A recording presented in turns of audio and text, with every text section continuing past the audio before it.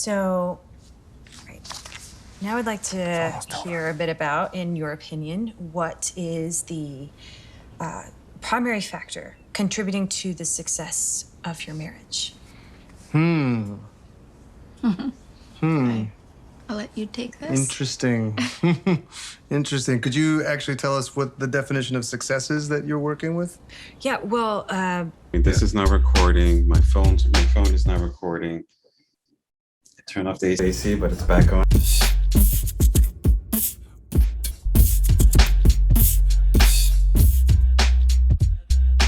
All right, Chris. Episode 1, Scenes of a Marriage. It's a fascinating show. I don't know how for you how it started, but when I'm looking at it, they show the kind of behind the scenes, how they're about to film it. You know, it's COVID time, so they make sure they show COVID safety. That's up. Nice, everyone. Wait, not by the roll, guys. Okay. Okay, let's get Slade in. Here you go. And action!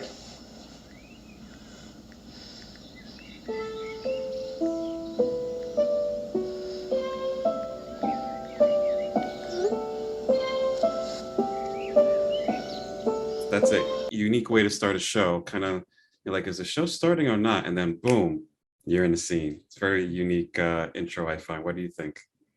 Yeah, it's kind of it also feels like it's a theater, right? You're like in fiction, and then actually what I liked about it is that the acting and the directing and everything else that we'll talk about is so strong that then you remember that first scene and you're like, wow, they told me that it's fiction, but then I was right into it, right? So I really enjoyed it.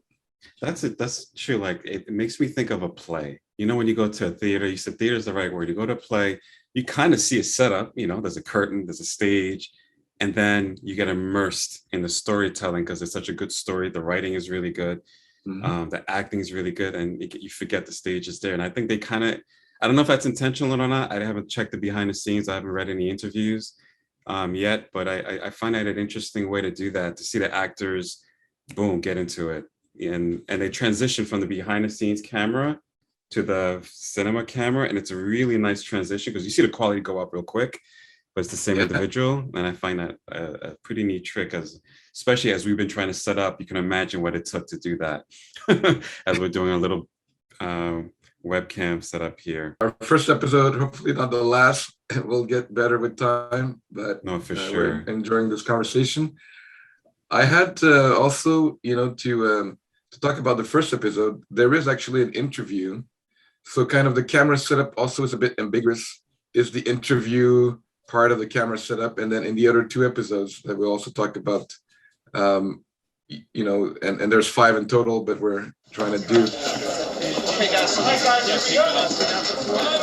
Jess, it's this First way. one had also this mystique because there's the interview. So there's this couple, and then right into that you see by the questions that you learn about the couple, how they see how themselves through those questions, how they respond directly, how they look at each other and try to validate. Is that what we feel? Is that how I feel? Is that how I remember it? And that also, that scene from coming from the theater to going into that scene to the interview is all very well woven, I found. No, 100%. So it's very interesting because one of the things I thought they did, and maybe I was, looking at it a little too deeply, is they first clearly established this is a successful household. Why? They showed a nice house, 2 cars in a long driveway, nice neighborhood. So right away, it's like, oh, this is the American dream, right? This is the picturesque. And she's interviewing. What she says, oh, it's hard to find good couples, especially straight ones, right? The interviewer mentions that as they're going through the questions. But clearly, the wife is like, okay, when are we going to get this over with? I'm doing this just because for you. She's clearly uncomfortable with the question. So you get an insight right away, like, oh, what's going on here? There's an interview going on. Even an interviewer in one of the scenes, you could feel she's, I'm thinking this is the ideal couple, just like everything's set up. Nice house, 2 cars, a nice neighborhood. The couple looks good, male, female, it's heterosexual. they have a daughter, the house looks nice. But when they're answering the questions, it's very uncomfortable. One of the questions that I thought was striking was, how do you have a successful marriage, or something like, I forget the exact wording. Yeah. And they both paused, like, well, how do you define successful? Like they react to the question. Normally they would just answer, but it was like, well, they didn't want to be pinned down to successful marriage. And right away, that's a red flag. Like, wait, whoa, you having trouble with that question? That's the easy question. She didn't ask the hard questions yet. And I thought that was striking. The body language, you know, he turns to her right to look at his wife. And she's like, I don't know why you want me to answer this question. This is your interview. You know, they have this kind of like really, it's almost like they were being cross-examined and they were trying to parse the question. And it was very intriguing to see that. What is the primary factor contributing to the success of your marriage? I'll let you take this. Interesting. Interesting. Could you actually tell us what the definition of success is that you're working with? Yeah, well, first of all, it means that you're still together. That's a low bar. Yeah. So does our 10 years make us statistical outliers? Well, if we ignore all the socioeconomic and race parameters, then yes, the average marriage in the U.S. is 8.2 years. Okay. Well, then shouldn't you ask first if subjectively that if we perceive our marriage to be a success at all? Well, sure, yeah. Yeah, I'm you only can- saying that because I feel like that word success is kind of emblematic of a larger cultural misconception about marriage. It's become this project, right? This thing that you work on. We're working on our marriage. It's this multi-billion-dollar industry. There's self-help books and couples therapy and workshops and podcasts and apps and TV shows. It's a huge business. And you see that as a problem. Look, maybe it's because of my background, but I just think it's so obvious that Western culture, consumer culture, has very purposefully created these completely irrational expectations that marriage must at all times be based on passion, on sex, on relentless emotional intensity, when it's so obvious that these things stem from novelty. So the whole concept's a complete fallacy. Right. Okay. So then, well, what's your concept? I think we both see marriage as a means. It's not an end. Right? I think we see it as a platform where we both can, that allows us to develop as individuals. We're both really passionate about the work we do, and our partnership gives us the safe ground to do it and to raise a daughter and have a family. Yeah.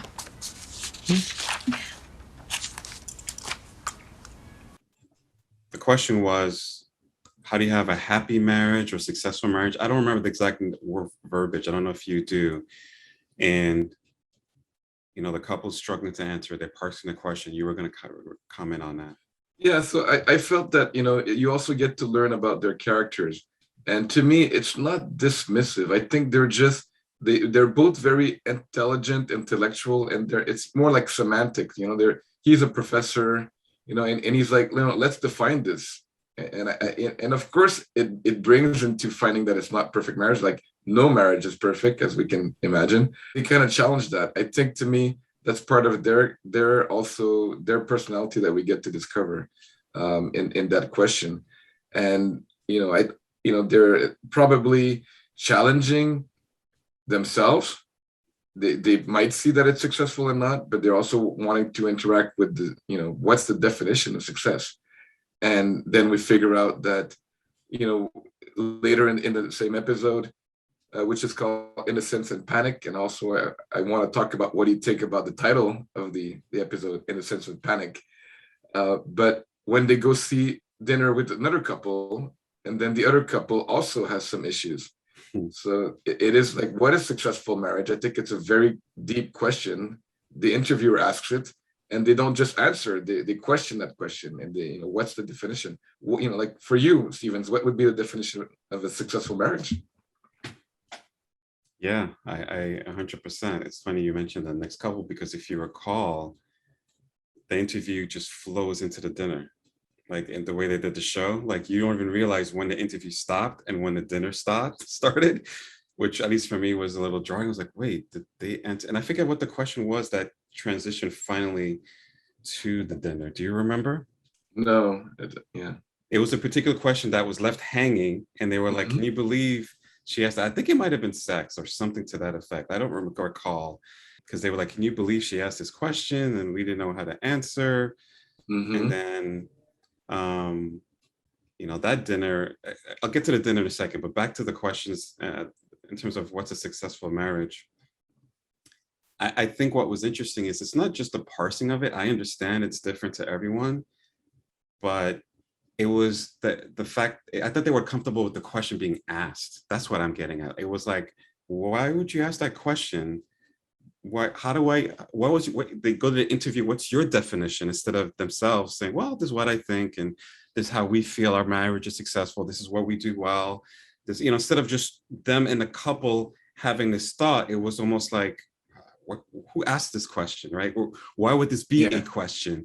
And that was the reaction I thought was interesting, because you're right. Successful marriage is different for every couple, right? It's different for every individual. In fact, even in the couple, one partner will have a different vision than the other partner, right?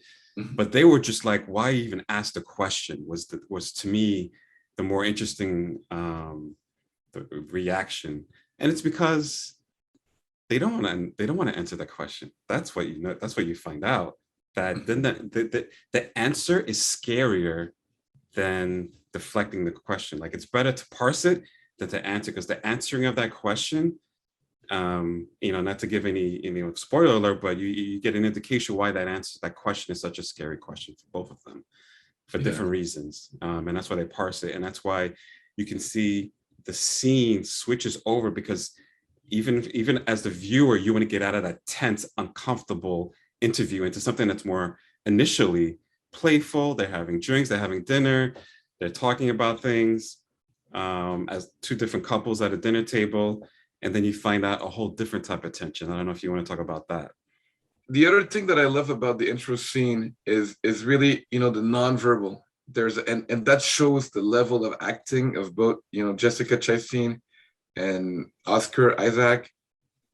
So much nonverbal. There's a text, but the way that they say it, the way that they look at each other, and the way that they go get Ava, the little girl.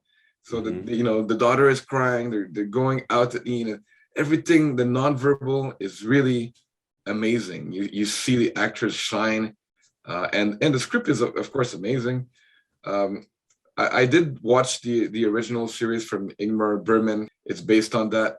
This new take by Hegi Levy has, modernized all that. It's the same human drama, but it's really, modern, with the woman in power, right? So you hear this at the beginning, the woman's in power, the woman's making more money. It's a reverse dynamic. You have later on, as we go to meet the other couple, Relationship, everything is thrilling and it's new. Peter and Kate. So Peter and Kate have an open relationship. Everything is modern about this take on life, right? Those are modern marriages, which I really enjoyed. And also great acting in terms of Peter, which is played by Corey Stoll, which I loved also from Billions and House of Cards. So all great acting, great drama, also the nonverbal by him and his wife that are having a couple fight in front of the other couple, and how that can go. And we've seen that played out, but it's really interesting how, like how the open marriage working. So what's fidelity? What does that tell about, our couple, which the main couple are Mira and Jonathan. In the original version, it was Marianne and Johan in the Swedish version. So, those couple are seeing another couple disintegrate, which is, perhaps the preview to their own couple in a different way or in the same way, right? So it's very interesting to have, you know, all this setup, and the build-up is just beautiful. And Chris, I can always count on you to do your homework. That was a lot of information there. I didn't watch the previous series, unfortunately. I've heard about it, but I do know it's supposed to be flipped, like you said. That's the one thing I've understood. It's interesting you bring out the other couple. Let's talk about that. You say open marriage. I mean, I think there's a question to that, because it sounds like one opened it and the other one said, okay, I guess me too. You know what I mean? It wasn't a couple that got together and said, I want an open marriage. It was a couple that was in a marriage. One was seriously cheating. You start getting the details of how it happened. And the husband, to continue cheating, says, hey, you could do it too. Like, it doesn't have to be just me. It's you know, monogamy is this old fashioned thing. He has all this rationalization, and maybe that's fine in his world and it's fine for him. But you could see it wasn't for her, at least initially. You know, you see her go through that and go through that process to the point where, is it really open? Because well, look what happened. She had feelings for the next one. She didn't treat it the way he treats his sexual concourse and sex. He treats it completely separate. That's sex, that's whatever, it's fine. I'm in a marriage. She didn't fall for that, because you know what? In my opinion, you see her working through it and rationalizing. That wasn't her choice, but she went through it to continue with the marriage and say, okay, you know, I'm going to go with this. And whoops, I fell in love with someone else. Is that really a whoops? I don't think you were going into it, from my opinion. I don't think she was going into it as an open marriage, like you're saying. It ended up open, and she, you know, had her fun, if you will.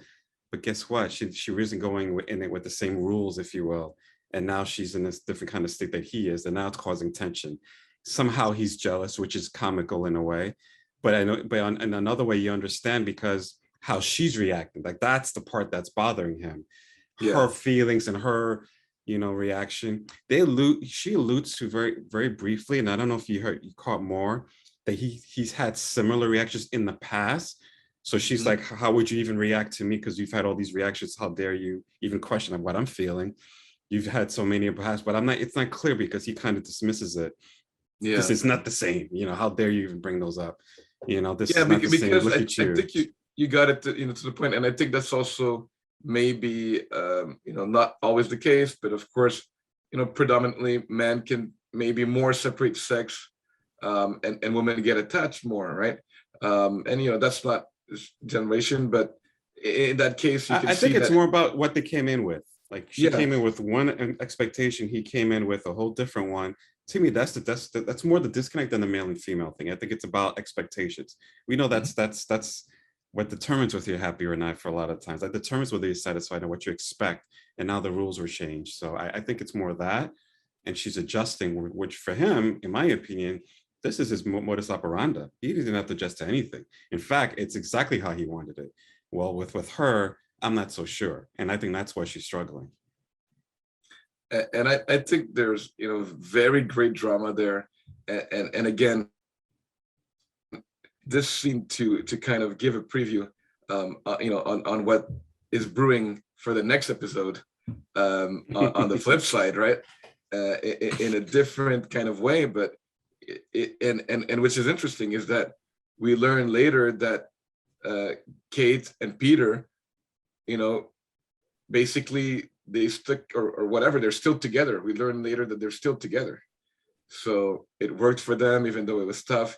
But that scene shows kind of like of that intense, you know, passion, and, you know, you're in a dinner with your friends, you're trying to enjoy yourself, but you're poking at your husband or wife indirectly, and you're trying to, you know, and because she's literally in the moment still mourning the relationship. Like, she can't help feeling sad. She's trying to act and pretend, but then she's like, well, why do I need to do that in front of my friends? And he's like, no, like, you shouldn't be feeling that at all in the first place, let alone sharing it. So that's the dynamic. Yeah.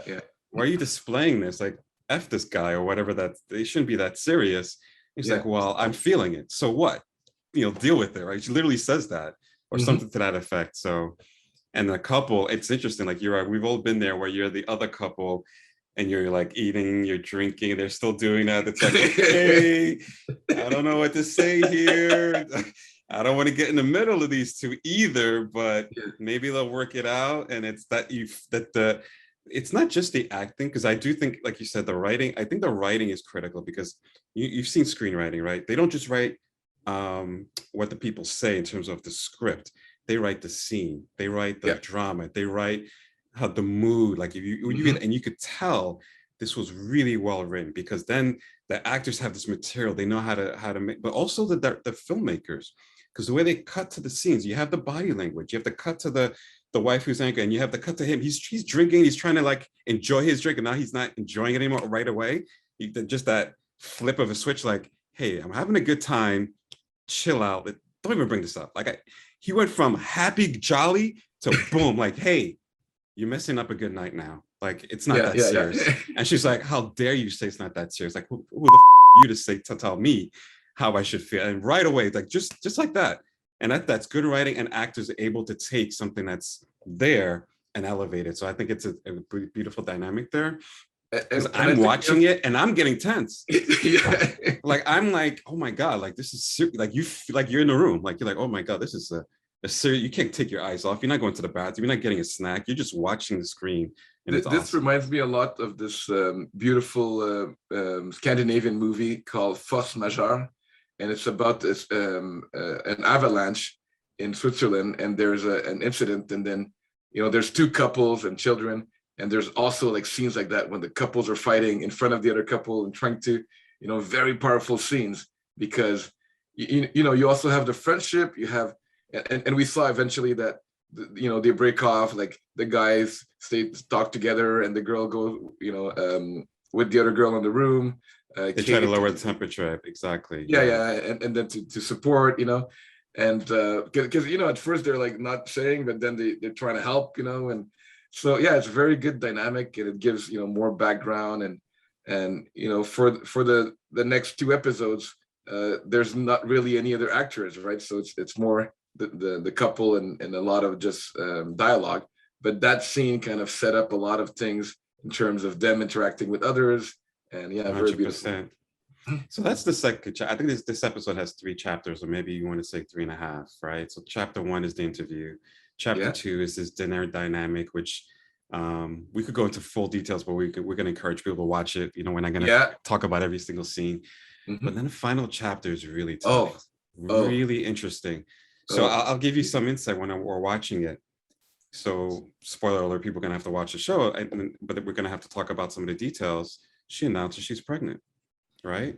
Yeah. And what was interesting is when she announces it, me and my wife had a different reaction to the announcement.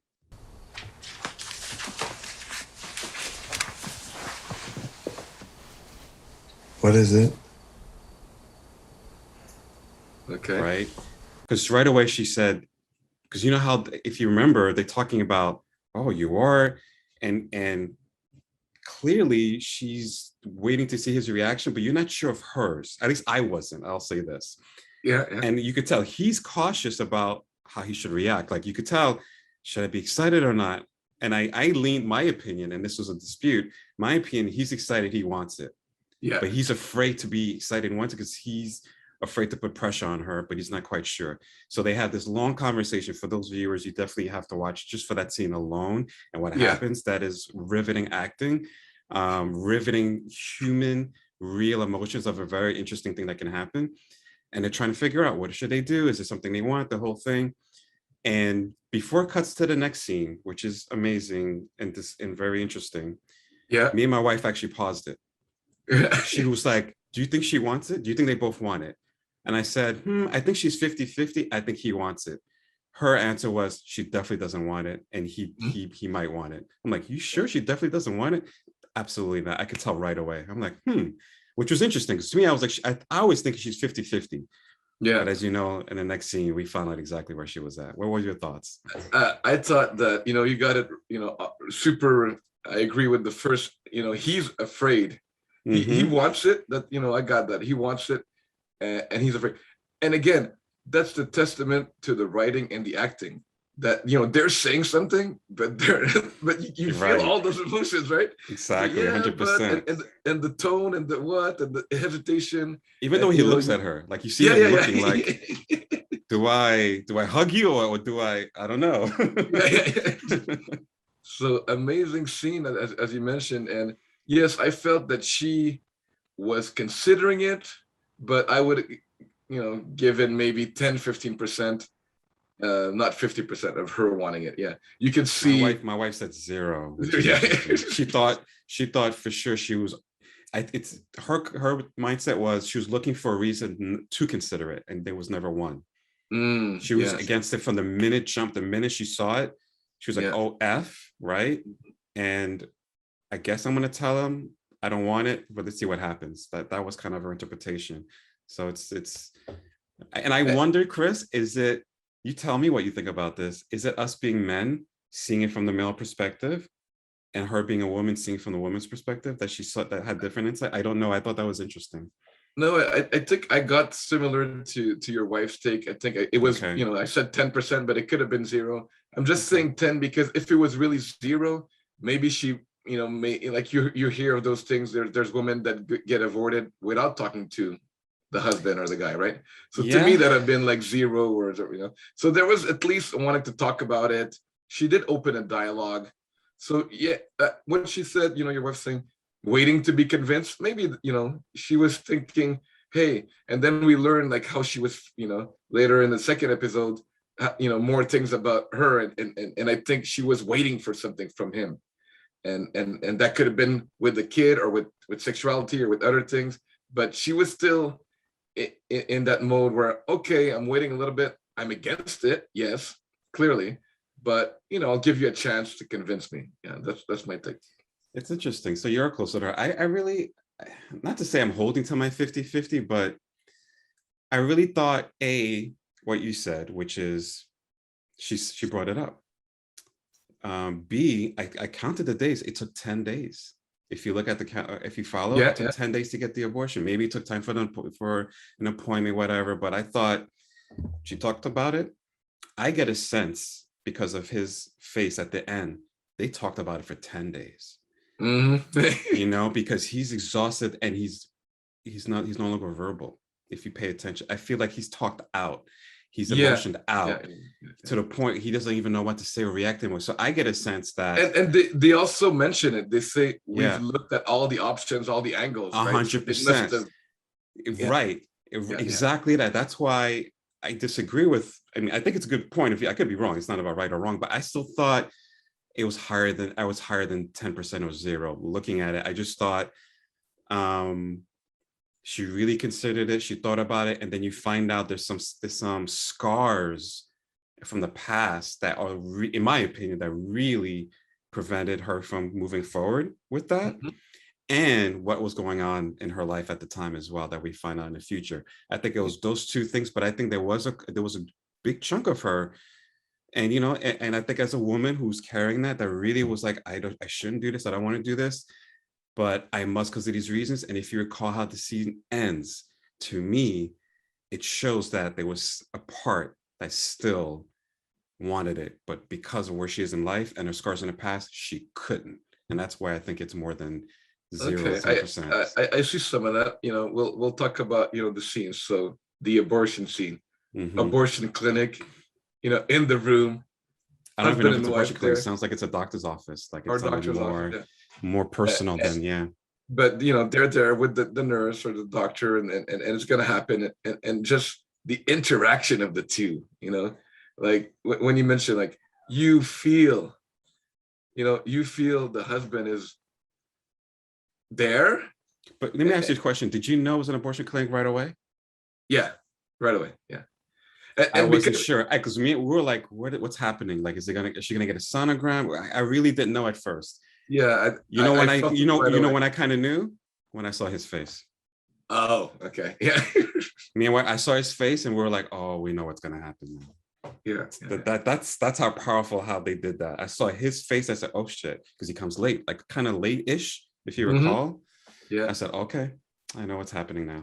But go ahead. And that scene, like he's trying to help, and at one point she's like, "Get out!" I thought, and that's so hard. You're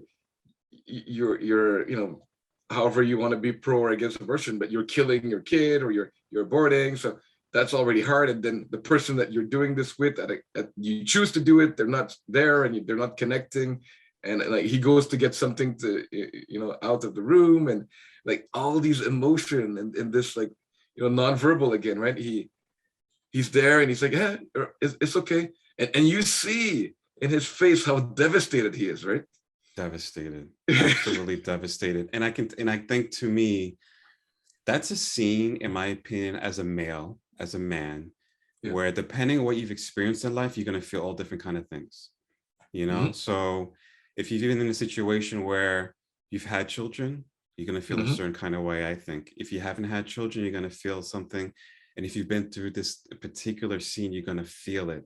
And to me, it highlights, especially in this day and age, 2021, the powerlessness of a male in that situation. There's absolutely nothing he can do for better or worse in that situation. Absolutely nothing. He can't really support her well. He can't really tell her not to do it. He can't tell her to do it. He's completely powerless. He's there physically. Even at the end, when he tries to help, he's not helping.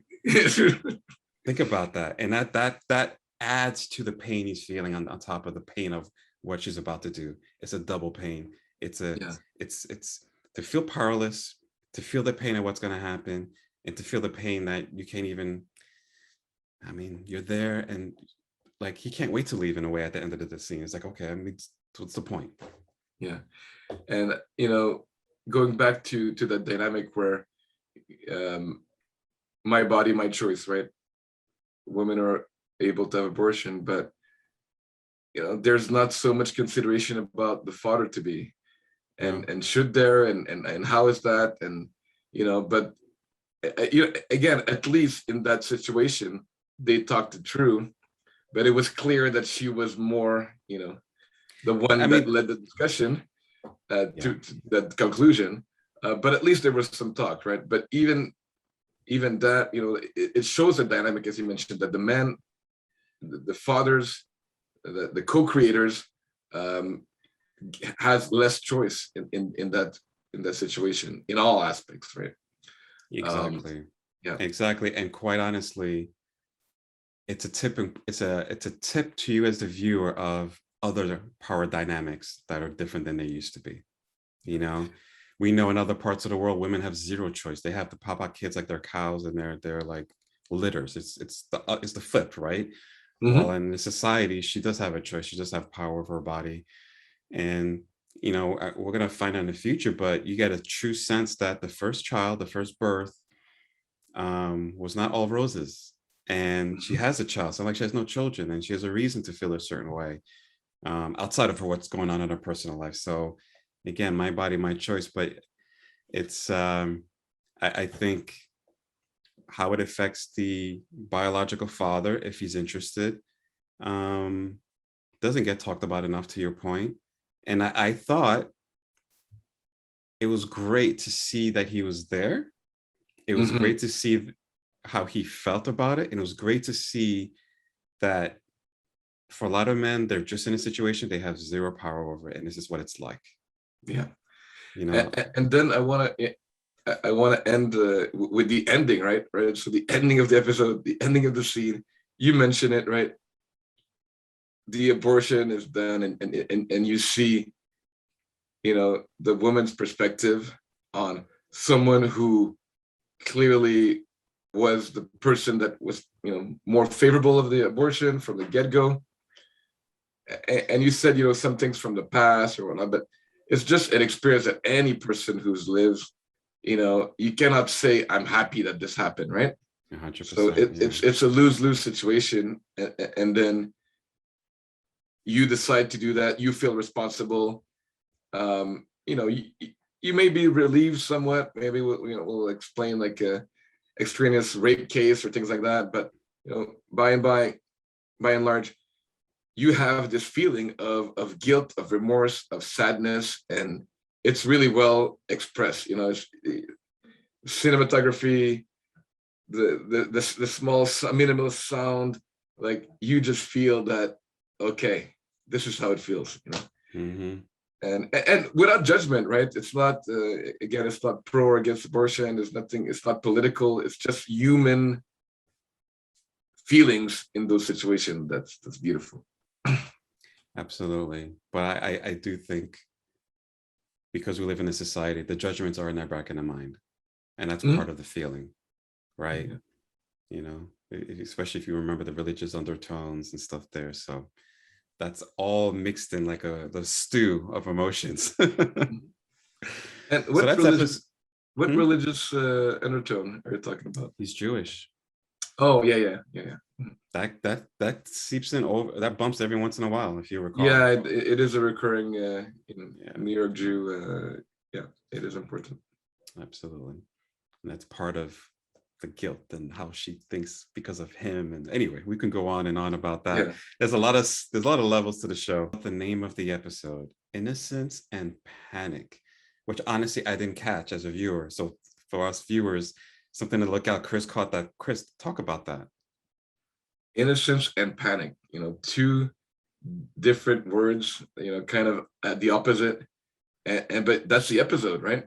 You have the beginning of an innocent, tell us how successful is your marriage, innocence. And then drama from the couple, the other couple, and then drama from life-changing decision and panic. Why am I in this marriage? Why can't I not want to have this baby, or want to, but the person doesn't? How, she is panicking. I think, you were saying off camera, and he's panicking too, so it's true, because she knows she's pregnant when she's being interviewed, which we don't know as a viewer right away. So that's probably adding to her body language and uncomfortable, because she's not there. If you remember, at one point she didn't even hear the question. And she wanted to leave. She's like, could you repeat the question? What was the question? She's physically there, mentally she's somewhere else, and you don't know why, but she's in that pregnancy test. She's texting. You find out later the doctor to confirm or whatever she's doing. And it's hard to, and then you see she gets like, crap, I guess it's true. Mira, what about you? Sorry, what was the... The question was about your perception of our success. Well, I really did, like all the viewers, pay attention to the episode, because episode 2, the name is very important too. But the episode 1 it's quite interesting. That do you see other scenes that have panic in it, Chris? I'm trying to think. Maybe the dinner conversation, the wife.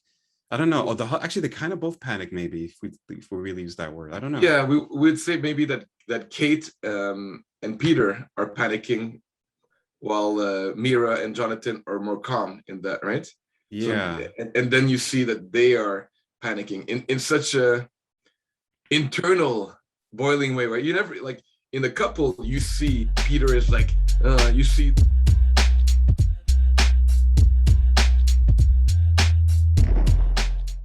So you see Peter panicking, you see Kate panicking, going in the room, blah, blah, blah. And then you see, the couple, Jonathan and Mira, they're panicking internally, and they're talking softly. Oh, we've discussed it. Everything is good. That's her choice. But it's internally, right? So the contrast, I love. That's different type of panic, right? That's a good you never hear them. You never hear them scream in the episode. You never hear them raise their voice, but you feel the panic that they're both having. Wow. No, good observation. I did not pick that up.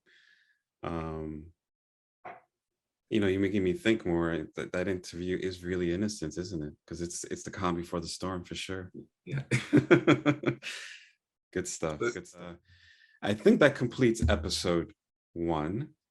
Thank you so much for sharing this and reliving this episode. I mean, it is great, art. It is great cinematography, writing, acting, and to talk about all those details is amazing.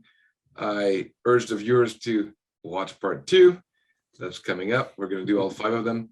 So thanks, Stevens, for sharing on this topic.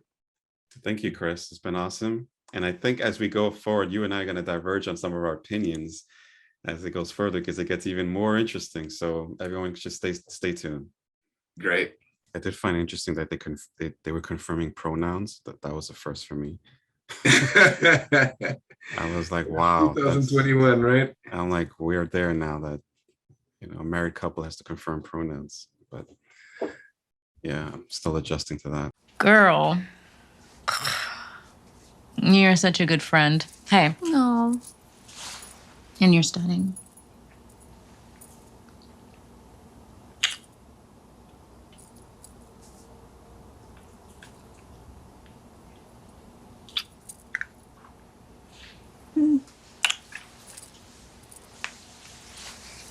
I don't. I'm not sure where that came from. But I think I'm pretty drunk.